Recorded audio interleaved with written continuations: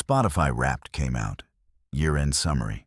I opened our shared playlist, saw a song, didn't recognize it, but it had been played 847 times. How? I clicked details. Only at night, between 2 and 4 a.m., every Tuesday, for 6 months. I opened the new location feature. The song was always played from somewhere else, an address I didn't know. I have yoga on Tuesdays, Sophie would say, every week, for 6 months. But this wasn't a yoga studio. It was an apartment. I checked Google Maps. 15 kilometers away. A place Sophie had never mentioned. 847 times.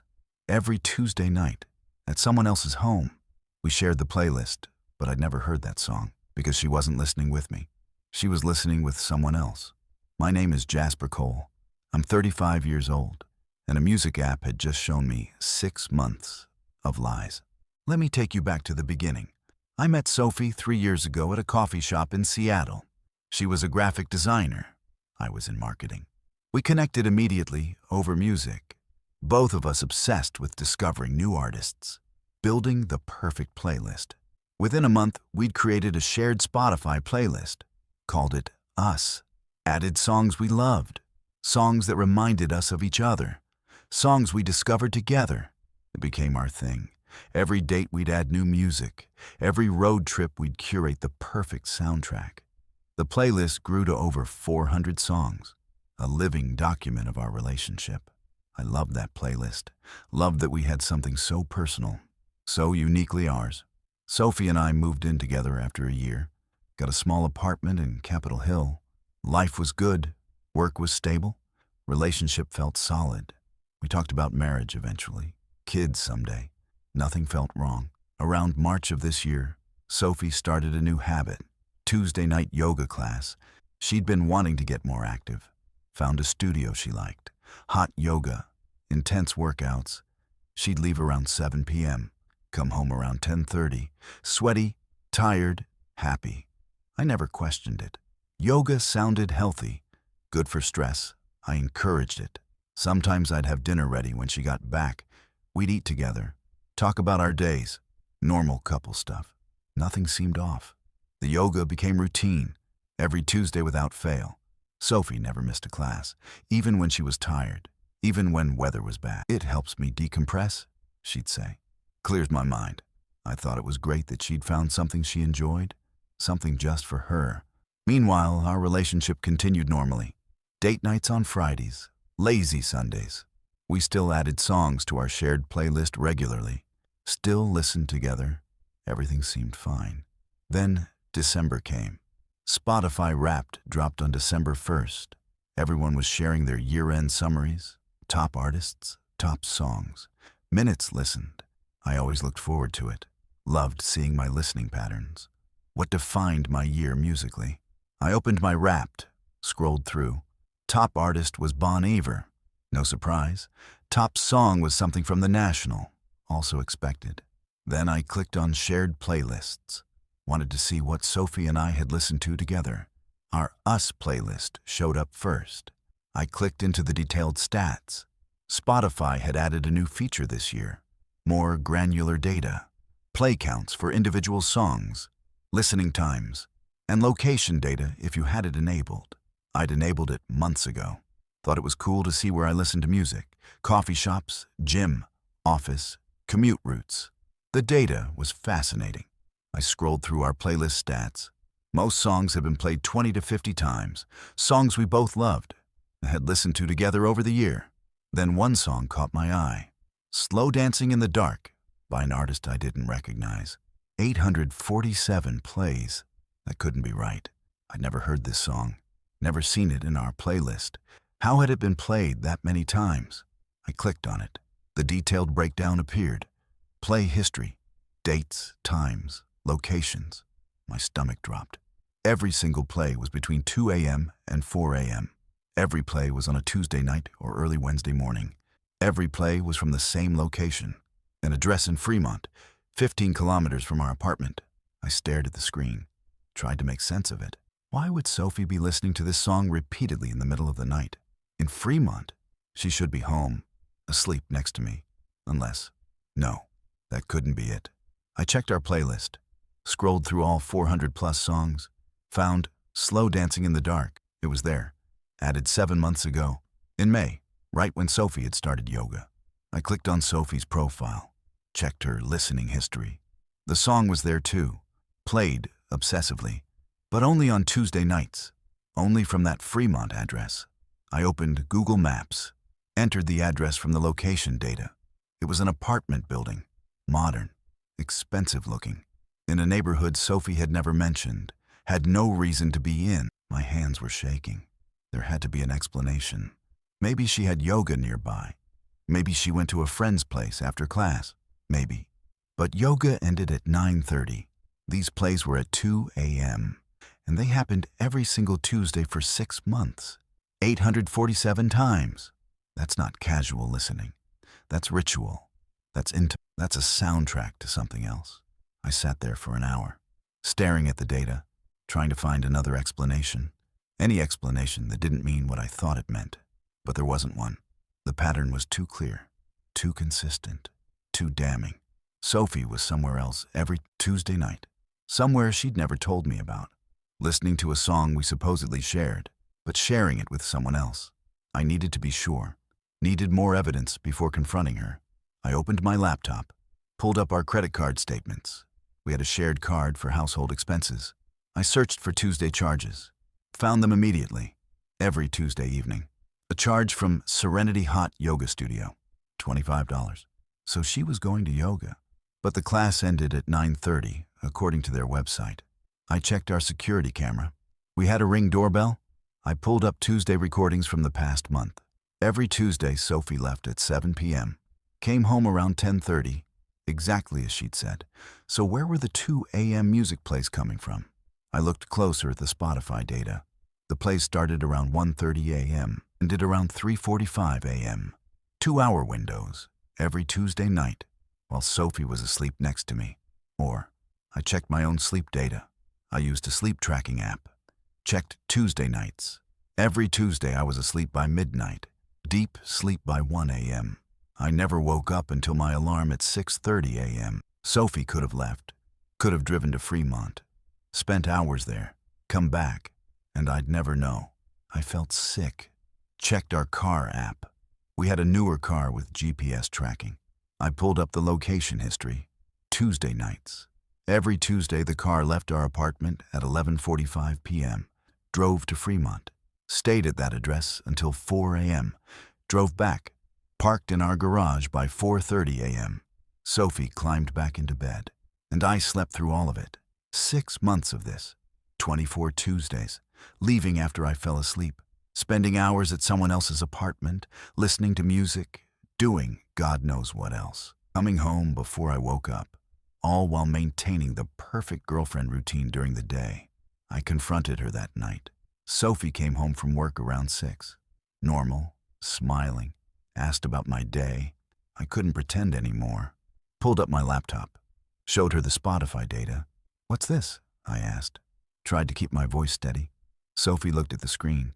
Her face went pale. "I can explain." "Please do." "Because from where I'm sitting, this looks like you've been sneaking out every Tuesday night for 6 months. Going to someone's apartment in Fremont. Staying until 4 a.m. And I'd love to hear the explanation." She sat down, quiet for a long moment. "How did you find out?" "Spotify Wrapped. Location data. That song. 847 plays. All from the same address. All on Tuesday nights. All while I'm asleep." Tears started. "Jasper, I'm sorry." "Who is he?" "His name is Nathan. We met at yoga. He goes to the same class." "And then what?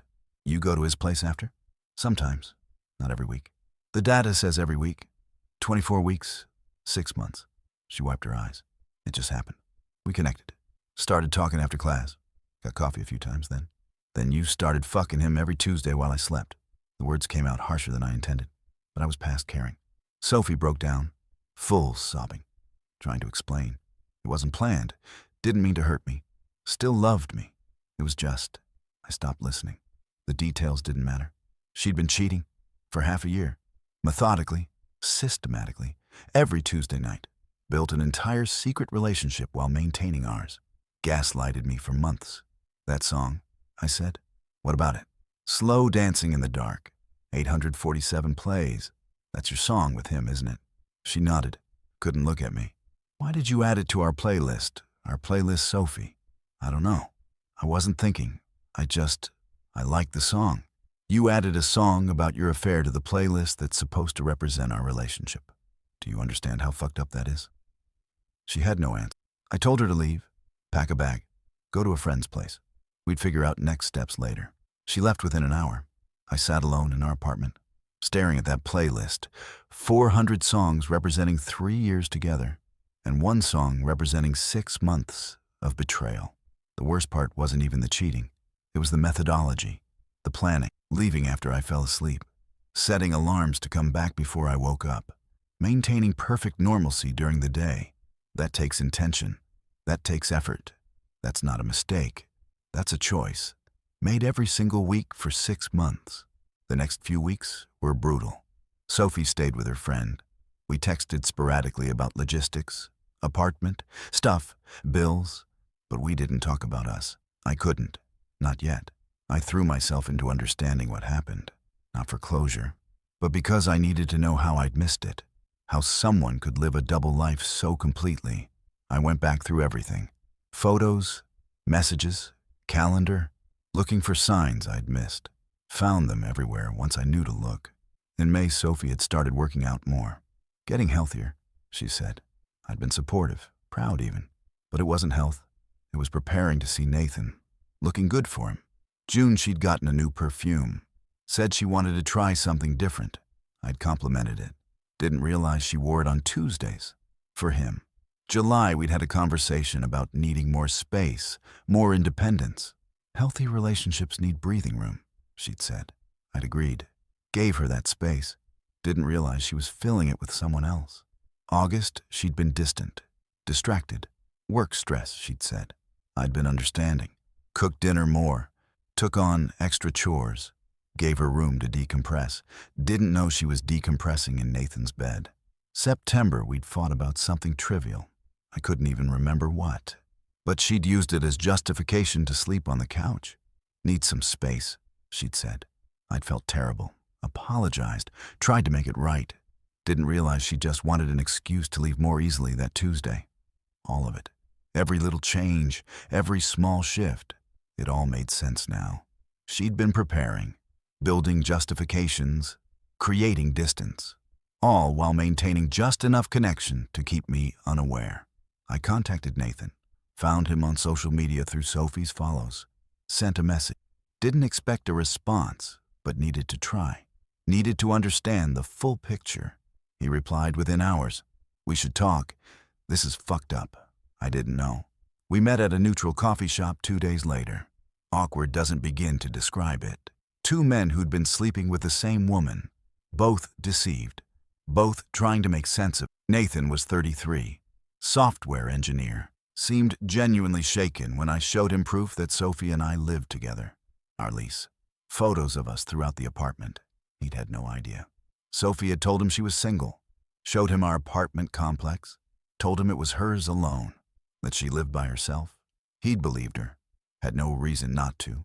She'd been careful. When he'd asked about her life, she'd given vague answers.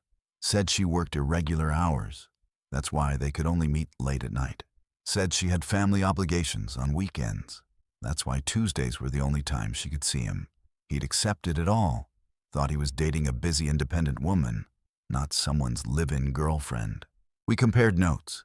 Built a timeline. The lies were extensive. Elaborate even. Sophie had told Nathan she worked in tech.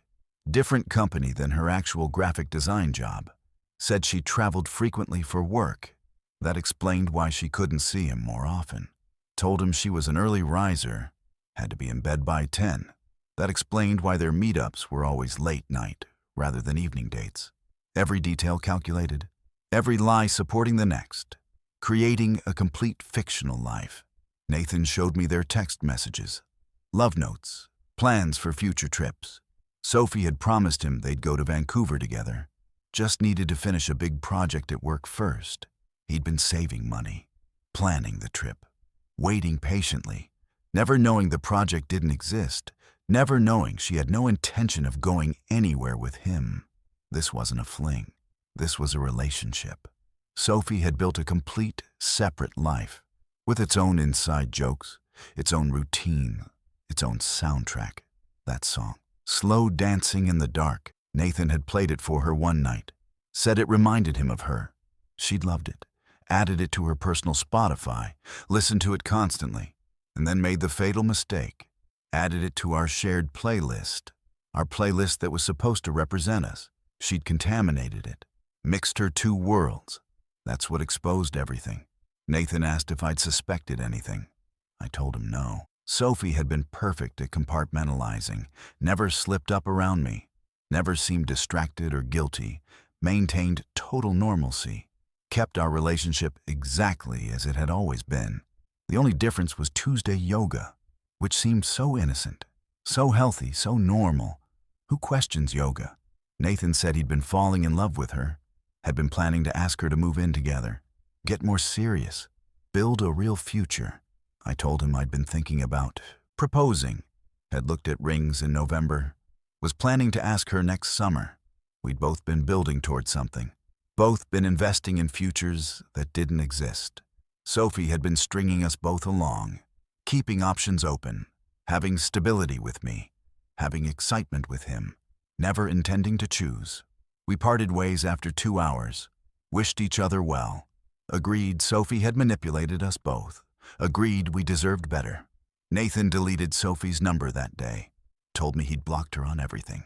Couldn't stand the thought of talking to her again. I understood completely. The anger wasn't even about the cheating anymore. It was about the methodology, the systematic deception, the elaborate lies, the dual lives. That takes a special kind of person. Someone who can look you in the eye and lie perfectly. Someone who can maintain separate realities without breaking. I went home, started going through everything with new eyes, old conversations, old photos, looking for cracks in the facade. Found them everywhere once I knew to look. Back in July, we'd had a weekend trip planned. Last minute Sophie had canceled. Said she had a family emergency. Her grandmother was sick, needed to visit. I'd been so understanding. Told her family comes first. Stayed home alone that weekend. Now I check the dates. That was a Tuesday. She'd probably wanted the whole night with Nathan.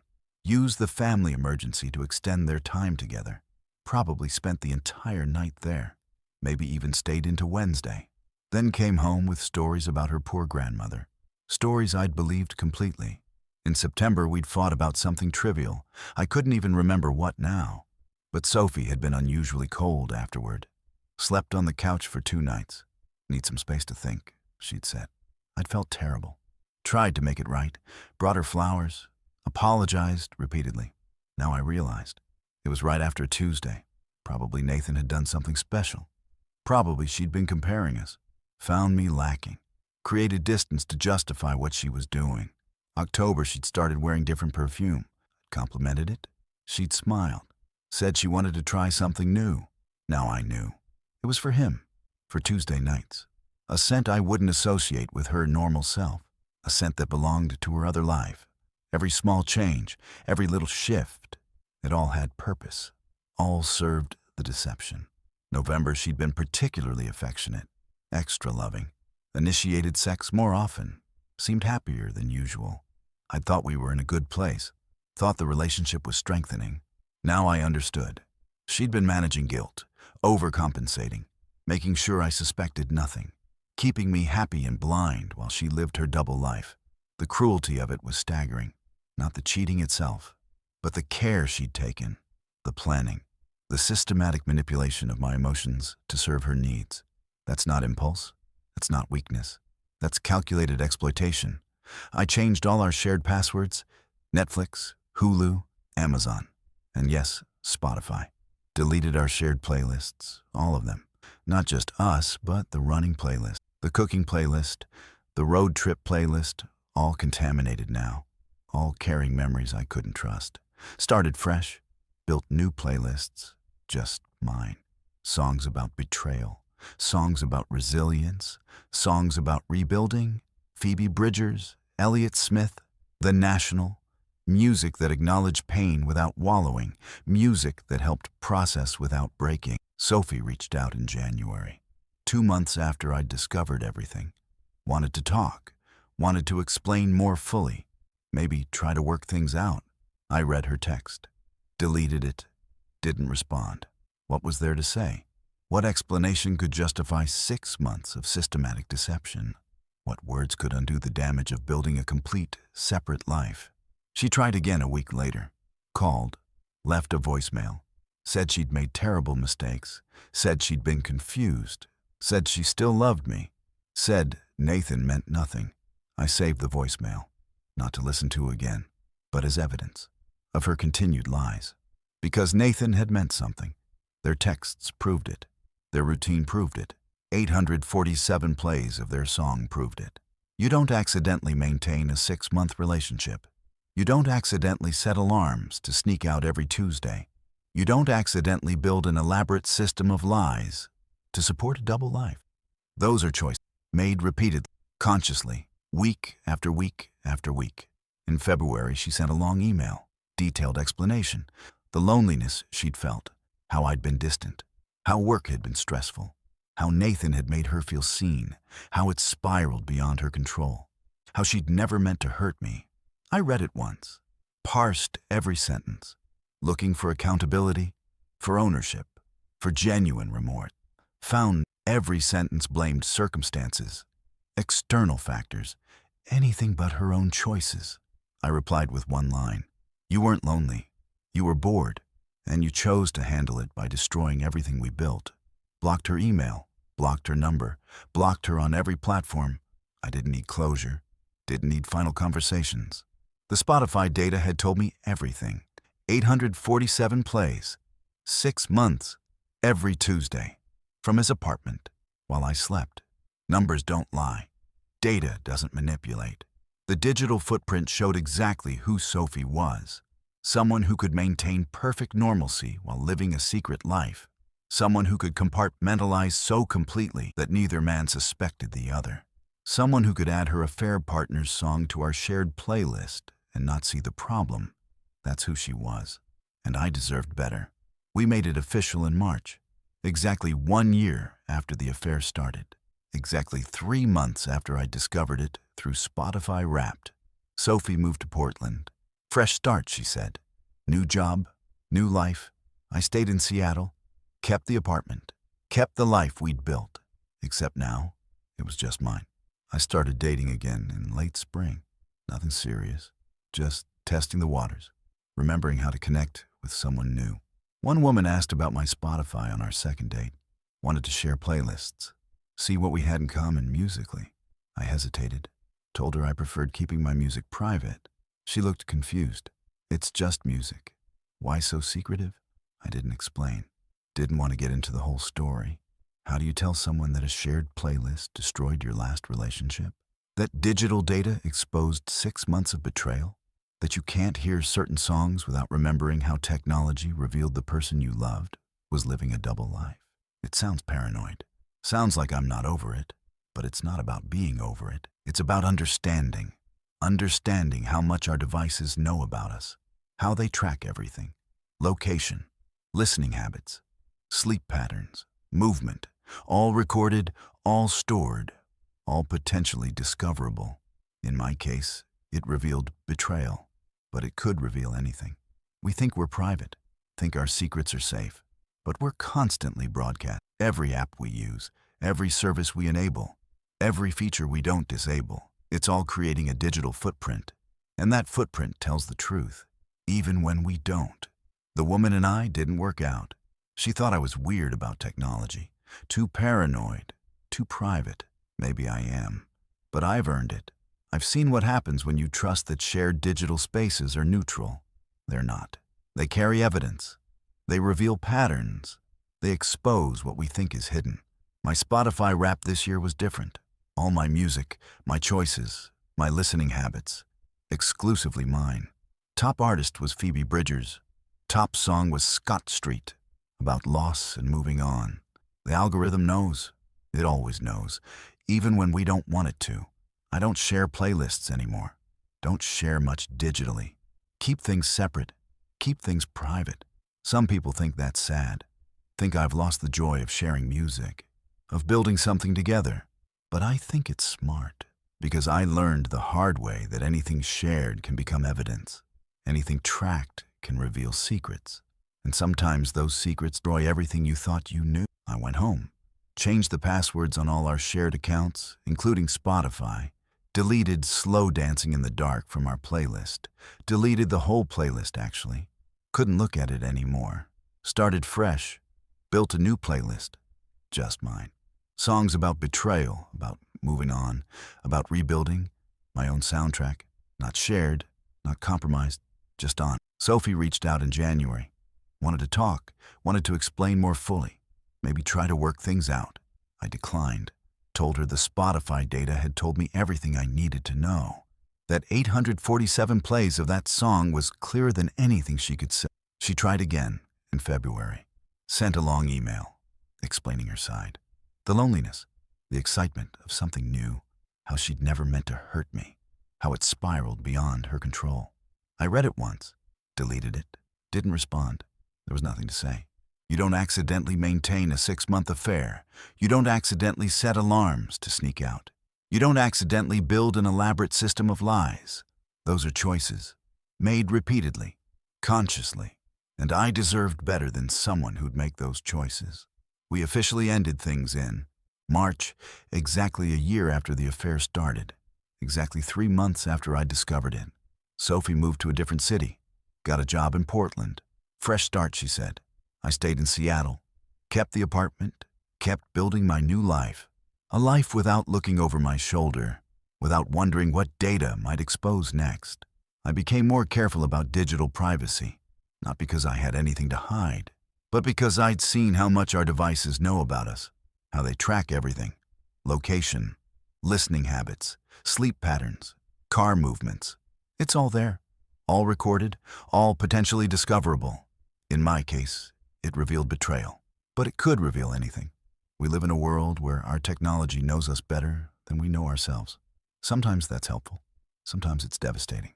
I went on a few dates later that year. Nothing serious. Just testing the waters.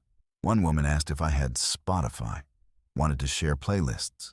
I politely declined, said I preferred keeping my music private. She didn't understand, thought I was being weird. I didn't explain, didn't want to get into the whole story.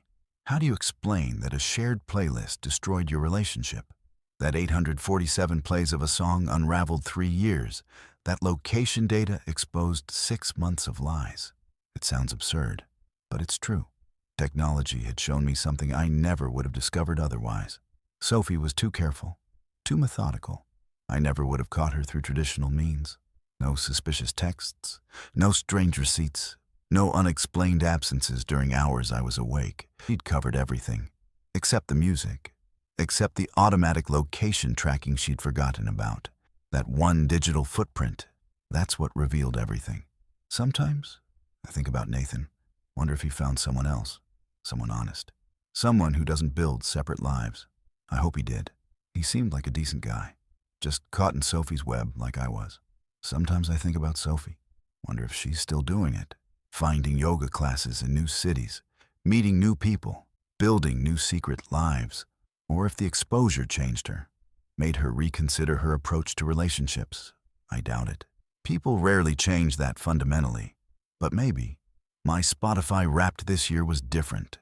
All my music, my choices, my listening habit, no shared playlists, no songs that carry hidden meanings, just honest, straightforward data about what I actually listen to.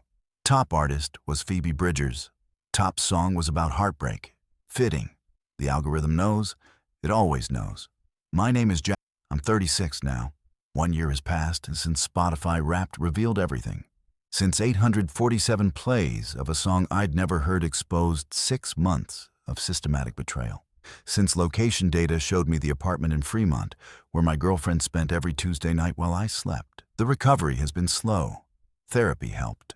My therapist said Sophie likely had compartmentalization skills beyond normal, could separate emotional responses completely, feel genuine love for me, feel genuine connection with Nathan, never let them bleed together, doesn't excuse it, but helps explain how she managed it perfectly. The hardest part wasn't the cheating, it was the architecture. Setting alarms, driving 15 kilometers, spending hours there, driving back, acting normal next morning, 24 times, 6 months. That's methodical. I wonder what would have happened without technology, without Spotify's location feature, without GPS tracking. Would I ever have known? Probably not. Sophie was too careful. No suspicious texts, no strange receipts, no unexplained absences. She'd thought of everything, except passive tracking, automatic data collection, location services running in background, creating undeniable timeline. I've become more conscious of digital footprint now. Check what permissions apps have, what data they're collecting. Not because I have secrets, but because I understand how much information we generate passively. In Sophie's case, it revealed an affair. But imagine what else it could reveal. We're all creating data trails, broadcasting more than we realize. I joined a support group for people who discovered infidelity through technology. Found it online. Turns out, I'm not alone. A man found out through fitness trackers showing elevated heart rates at desk work times. A woman through Amazon Echo recordings of phone sex. Another through Google Maps timeline showing hotel visits.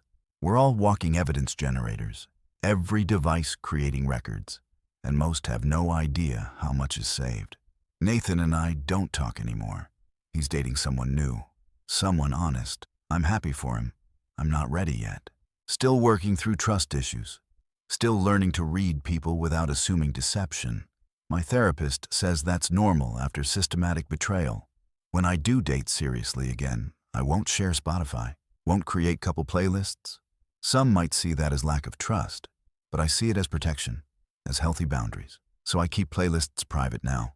Music personal, digital life separate. It's lonelier maybe, but also safer. More honest, more mine. And after everything, that's what I need. Space that's just mine. Choices that are just mine.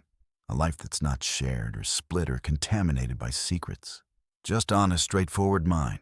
The Spotify Wrapped from last year sits in my saved files. I kept it, not to torture myself, but to remember. To never forget what happens when you trust completely, without caution. 847 plays. That number is burned into memory, not the song itself. Never listen to it, never want to. But the number represents everything. 847 times she chose him. 847 times she left our bed after I fell asleep. 847 times she drove to his apartment. 847 times she lied without hesitation. And one time, one Spotify Wrapped release. One location data feature I'd enabled months earlier. One moment of curious discovery that changed absolutely everything. Technology revealed what human observation completely missed. What trust prevented me from seeing. What careful methodology kept hidden for 6 full months. Some people ask if I regret enabling location services. If ignorance would have been better. If I'd rather not know. The answer is complicated. Yes, the discovery destroyed me. Yes, learning the extent of betrayal was devastating. Yes, seeing the systematic nature of deception changed how I view relationships forever. But no, I don't regret knowing. Because living in a lie is worse than painful truth. Being deceived daily is worse than one moment of horrible clarity. And I deserved better than what Sophie was giving me. Better than being the stability while someone else got her passion. Better than being the safety net while she explored excitement elsewhere. Better than sleeping peacefully while she built another complete life. The data set me free. Freed me from investing more time in something fundamentally broken. Freed me from eventually proposing to someone living a double life. Freed me from potentially years more of systematic deception. 847 plays revealed 6 months.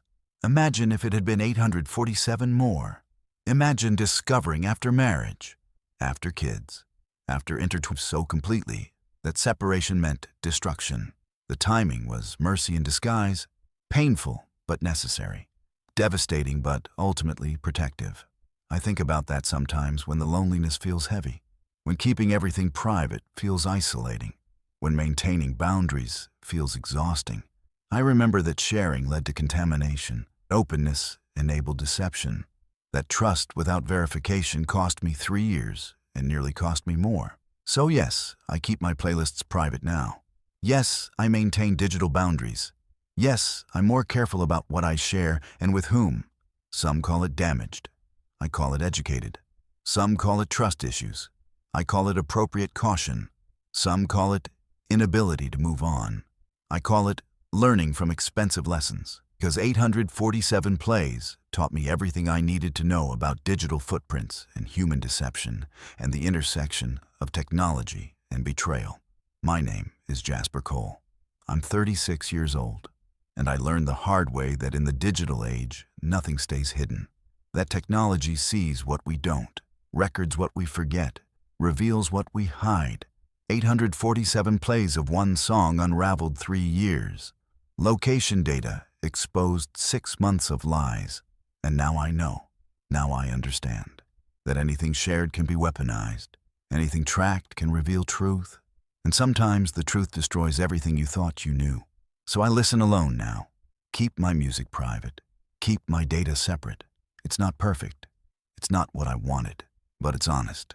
And honest is what I need. Even if it means listening in silence. Even if it means sharing nothing. Because I've learned that sharing can cost everything. And I'm not willing to pay that price again.